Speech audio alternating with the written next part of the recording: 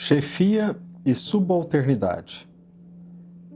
Não olvidar que o chefe é aquela pessoa que se responsabiliza pelo trabalho da equipe.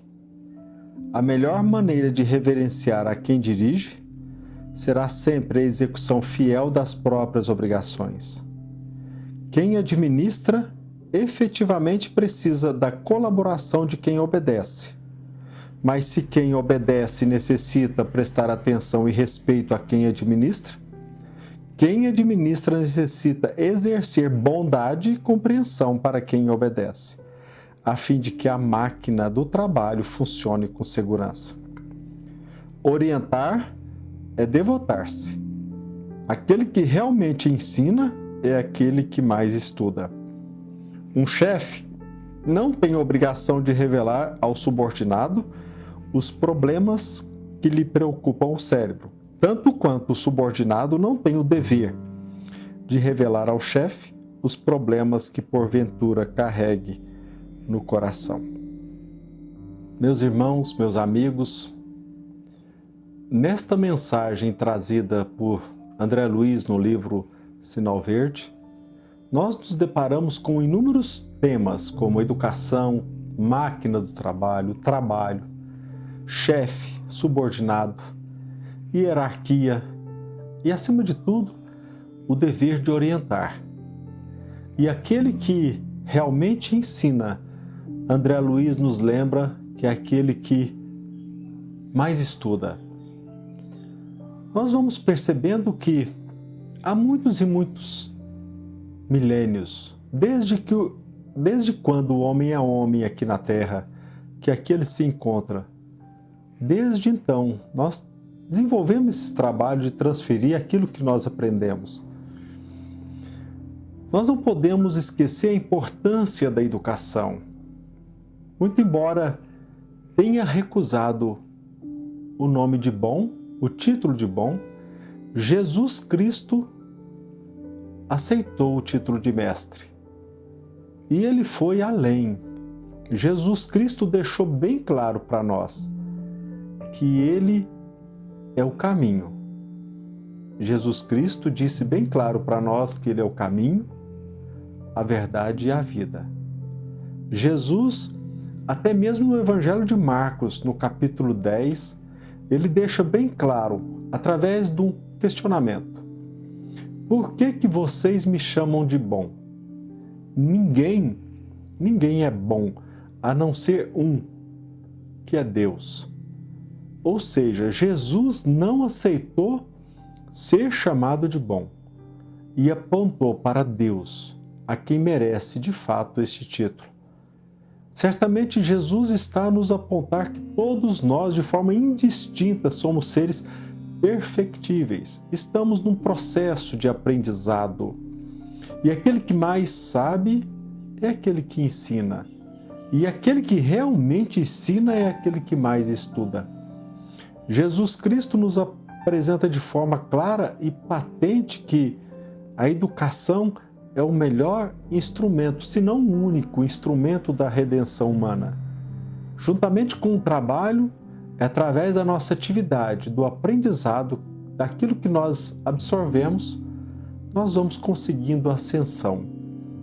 E a doutrina espírita, sobretudo, destaca no Evangelho segundo o Espiritismo que o objetivo da doutrina espírita é reviver a mensagem de Jesus Cristo do ponto de vista moral, relegando para segundo plano as questões sobre os milagres, as palavras que se transformaram dogmas, e relembrando que a vida moral, a vida de Jesus Cristo, que representa, sem sombra de dúvida, o Evangelho, este Evangelho é o roteiro da nossa libertação, por meio do qual nós vamos nos livrar dos vícios de toda e qualquer ordem, a rota segura para o nosso aperfeiçoamento, a fim de que possamos alcançar a vivência da lei divina em toda a plenitude. Revivendo os ensinamentos de Jesus Cristo, meus irmãos, o Evangelho segundo o Espiritismo, foca exclusivamente no aspecto moral da vida de Jesus Cristo. Por meio desse estudo, nós vamos percebendo que a forma pela qual nós vamos nos tornar dignos de merecer a felicidade e a paz social. Interessante notar que, por exemplo, no Livro dos Espíritos, nós aprendemos que a educação convenientemente entendida constitui a chave do progresso moral. Repito, a educação convenientemente entendida constitui a chave do progresso moral. Interessante notar que André Luiz, no livro Conduta Espírita, este mesmo benfeitor nos presenteia com duas frases maravilhosas. Numa delas, André Luiz nos ensina que o Espiritismo expressa, antes de tudo, obra de educação, integrando a nossa alma, nos padrões do Divino Mestre. E por fim, outra frase interessante que André Luiz nos traz é que, quando ele afirma que a educação da alma é a alma da educação, no momento em que a gente foca muito na questão da instrução, da tecnologia, do uso da tecnologia, André Luiz nos relembra: a educação da alma é a alma da educação. O objetivo maior da educação é iluminar a nossa alma, porque isso representa o objetivo primordial da educação. Educar, nós sabemos que do ponto de vista etimológico, de forma simples, é o nosso ato, ou pelo menos o empreendimento que a gente se desenvolve para que nós possamos nos conduzir para fora, retirando dentro de nós todos os recursos que nós temos, os aprendizados, os valores, todos os nossos potenciais, para que eles venham para fora. Educar é tirar o indivíduo ou educando dentro de si mesmo, para ao mesmo tempo ele olhar para si e para o mundo, e descobrindo todos os seus potenciais, ele possa desenvolver todos os seus latentes potenciais, todos os recursos que todos nós herdamos do nosso Pai. Quem não se lembra da afirmativa de Jesus Cristo quando aqui esteve presente? Ele nos aconselhou, ele nos pediu: brilhe a vossa luz, resplandeça a vossa luz. Ele está dizendo que nós somos, ou nós temos, ou herdamos todo o potencial do nosso Pai e que nós nascemos para brilhar, para que através das nossas obras nós possamos glorificar o nosso Pai que está nos céus. Nós percebemos de forma nítida que o ato de educar, essa iniciativa de educar, é inerente ao ser humano. Ensinar e aprender é um hábito que perdura e que nós passamos de geração para geração. Desde quando o homem se encontra aqui na Terra, nós desenvolvemos essa vontade de transmitir aquilo que a gente sabe e aprender aquilo que nós não sabemos. Educação, sem sombra de dúvida, é um legado para quem fica.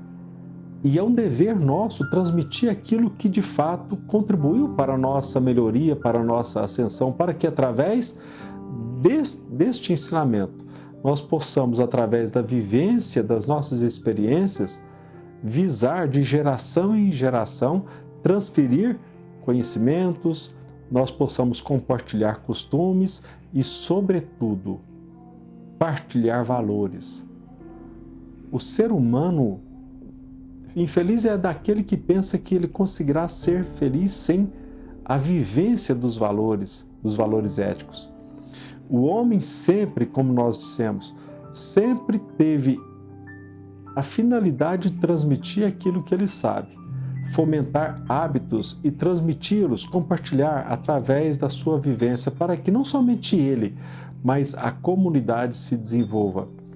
A educação é, sem sombra de dúvida, essa iniciativa de preparar um homem para um mundo melhor.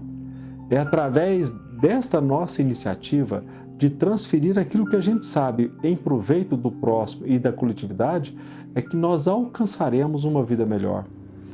Toda a ação, qualquer empreendimento, toda a sua iniciativa que vise ajudar o indivíduo dentro do seu lar, do seu círculo de amizade, onde quer que se encontre, não deixa e representa, sem sombra de dúvida, um ato, uma forma de educação. Nós nascemos para compartilhar aquilo que nos ajuda e que possa ajudar os outros. Infelizmente, com o transcorrer dos séculos e até mesmo dos milênios, aqueles que se encontram no poder, aqueles que querem usar todos os recursos, todo o seu potencial no desempenho daquela atividade no poder, seja perante uma instituição religiosa, governamental, começou a perceber que a educação formal poderia ser não apenas instrumento de ajuda, mas, acima de tudo, como uma forma de ajustar o indivíduo dentro da sociedade. Infelizmente, a educação formal passou a ser então um instrumento de manipulação, para que, em vez de libertar, em vez de promover a justiça social, pudesse reforçar a diferença, para que pudesse também, em vez de diminuir a desigualdade, fomentá-la e, acima de tudo, colocar cada um no seu lugar, segundo a ótica daquele que governa. É verdade, a educação formal se tornou, em muitos casos, instrumentos para acentuar as diferenças e injustiças sociais. Mas a educação, o fim da educação, em essência, é libertar e não manipular. A educação formal ela não pode ser instrumento para que se fomente privilégios. Ou seja, meus irmãos, fica parecendo que a educação visa apenas preparar ou formar mão de obra especializada para o mercado de trabalho. Muitos pensam que a finalidade da educação formal é adaptar o indivíduo para que ele possa conseguir dentro da sociedade uma colocação ou um emprego. Como tudo que é nobre e sagrado, a educação formal foi, infelizmente, às vezes ou quase sempre, é usada como instrumento de manipulação. E ao lermos a mensagem de André Luiz, talvez de forma equivocada, chegamos à conclusão de que o benfeitor espiritual está a serviço deste propósito manipulador, quando ele nos estimula a obediência, quando nos estimula a cumprir o nosso trabalho com bondade, com perseverança, com dedicação. Só que este não é, sem sombra de dúvida, o objetivo da espiritualidade maior. O trabalho dos benfeitores espirituais é, através do ensino, através das mensagens, através das lições que nós recebemos, receber estímulos para que possamos desenvolver em nós todo o potencial, como procurou Jesus Cristo desenvolvê-lo. Não é por acaso que ele foi levado à cruz. Por quê? Porque ele, através do seu trabalho, ele procurou nos conscientizar quando ele disse: brilhe a vossa luz. Seja feliz com todos os seus potenciais. Da mesma forma, quando André Luiz nos recomenda a executar de forma fiel as próprias obrigações do trabalho, quando ele nos estimula seja como administrado, ou subordinado, ou chefe administrador, quando ele nos aconselha a não prescindirmos da colaboração mútua, quando ele também nos aconselha a convencer aquele que obedece a exercer bondade e compreensão na atividade laborativa, pode parecer, mas este não é o objetivo, mas pode parecer que a espiritualidade está nos docilizando para a vida social em benefício de uma elite exploradora, dominadora. Mas a verdade, sem sombra de dúvida, é que a educação tem a função de nos ajudar a vencer paradigmas, a derrubar muros das desigualdades. A educação visa sempre diminuir as desigualdades sociais em busca de uma sociedade justa e cada vez mais igualitária. Se não do ponto de vista numérico, mas sobretudo das igualdades de condições. Educação tem a finalidade de nos ajudar a pensar. A educação não deve apenas formar mão de obra especializada para atender às necessidades do mercado. A educação visa, sobretudo, formar cidadãos conscientes de sua condição e tornar-nos cada vez mais aptos para que juntos possamos, lutar por uma sociedade mais justa. O objetivo da educação é, através da convivência social, para que nós possamos descobrir que, além da influência biológica, além da influência social e política, o homem é um ser espiritual. E é este ser espiritual, como diz André Luiz, a alma da educação é o ser espiritual. E este ser espiritual, nós como espíritos, nós temos o dever de cada vez mais edificar ou despertar em nós todos os nossos potenciais. Edificar a própria evolução através do nosso trabalho, projetando-nos para a transcendência. O homem precisamos saber disso, porque isso é uma verdade inconteste. O homem é um ser reencarnado, ora na posição de empresário, ora na posição de empregado. O homem atua, às vezes, como aquele que deve obedecer, no outro ensejo, como aquele que determina. O mundo é o palco, meus irmãos, onde temos que aprender a despertar a divindade de nossa alma, num processo de autonomia, liberdade, que se dá principalmente ao contato do amor do educador. Assim, como diz André Luiz, orientar é devotar-se. E aquele que realmente ensina é aquele que mais estuda.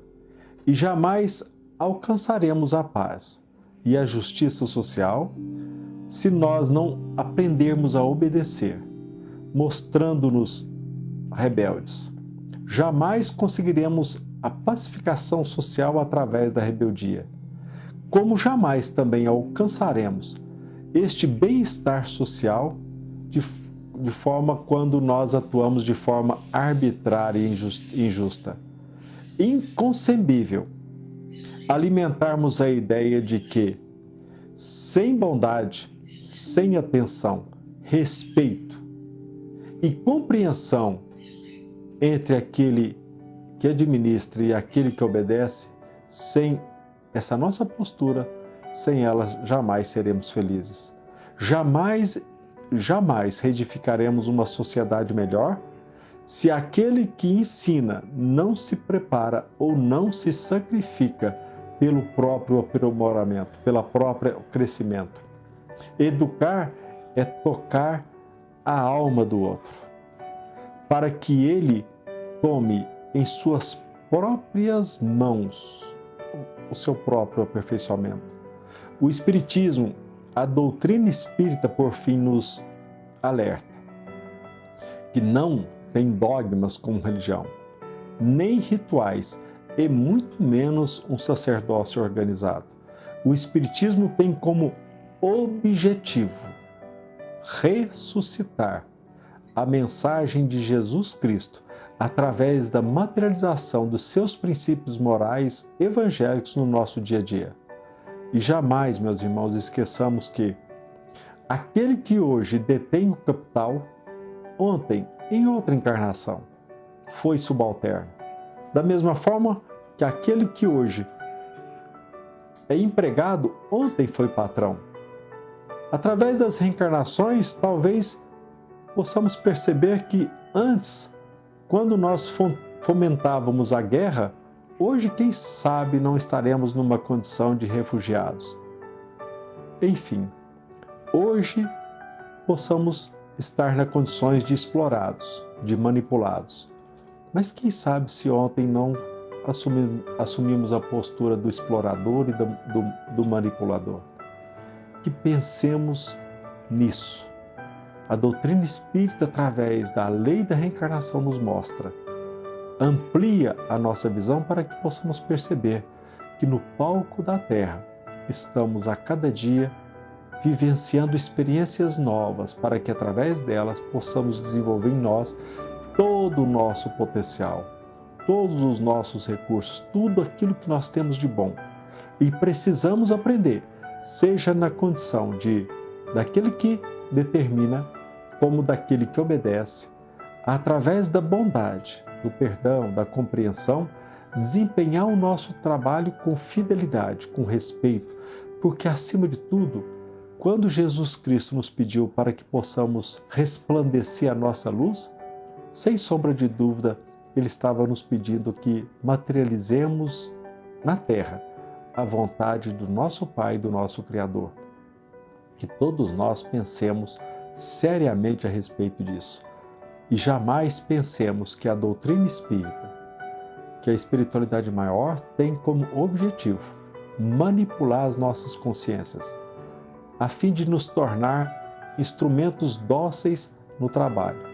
Na verdade, o que a doutrina visa é reviver a mensagem de Jesus, que, muito embora tenha sido crucificado, Ele se libertou e nos mostrou o caminho, a verdade e a vida para que a humanidade alcance o real e efetivo progresso. Que a paz de Jesus Cristo se encontre com todos, hoje, amanhã e sempre. Que assim seja.